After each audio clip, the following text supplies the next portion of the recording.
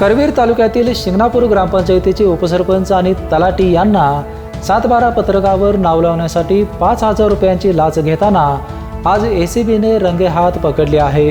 या प्रकरणात तलाठी कार्यालयात काम करणारे उपसरपंच हे लाच घेताना सापडल्याने जिल्ह्यात एकच खळबळ उडाली आहे। उपसरपंच दीपक कांबळे आणि तलाठी इरफान संधी यांना पोलिसांनी ताब्यात घेतले आहे। यातील तक्रारदार यांच्या वडिलांनी शिंगणापूर येथे जमीन खरेदी केली आहे। या जमिनीवर नाव लावण्यासाठी त्यांनी उपसरपंच तथा तलाठी कार्यालयात कार्यरत असणारे दीपक कांबळे यांच्याशी संपर्क साधला।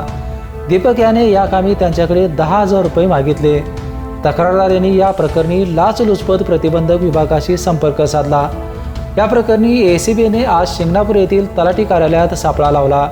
दुपारच्या सुमारास तक्रारदार यांनी दीपक कांबळे यांच्याकडे लाचेची रक्कम दिल्यानंतर पोलिसांनी त्यांना रंगेहात पकडले। पोलिसांनी रोख रक्कम आणि दोघांचेही मोबाईल जप्त केले आहेत। पोलिसांनी उपसरपंच दीपक कांबळे यांच्या घराची झाडाझडती घेतली आहे। या प्रकरणी उपसरपंच दीपक कांबळे आणि तलाठी इरफान संधी यांच्यावर भ्रष्टाचार प्रतिबंधक कायद्यानुसार ACB कडून गुन्हा दाखल करण्यात आला आहे। आज शिंगणापूर तालुका करवीर येथे तलाठी आणि या गावचे उपसरपंच यांच्यावर लाच घेताना कारवाई करण्यात आलेली आहे आणि याच्यामध्ये घरझडती दोघांचीही चालू आहे।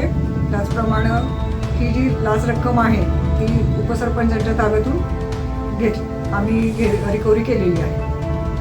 दीपक कांबळे हा शिंगणापूर ग्रामपंचायतीचा उपसरपंच असून नुकत्याच जिल्हा परिषद निवडणुकीत विजयी झाल्याने येथील लोकनियुक्त सरपंच यांनी राजीनामा दिल्यानंतर दीपक यांच्यावर 2 आठवड्यापूर्वी सरपंच पदाचा कार्यभार सोपवण्यात आला आहे। त्यातच आज तो लाच घेताना सापडल्याने जिल्ह्यात एकच खळबळ उडाली आहे। बेपेनसाठी कोल्हापूरहून विजय यशपुत्त।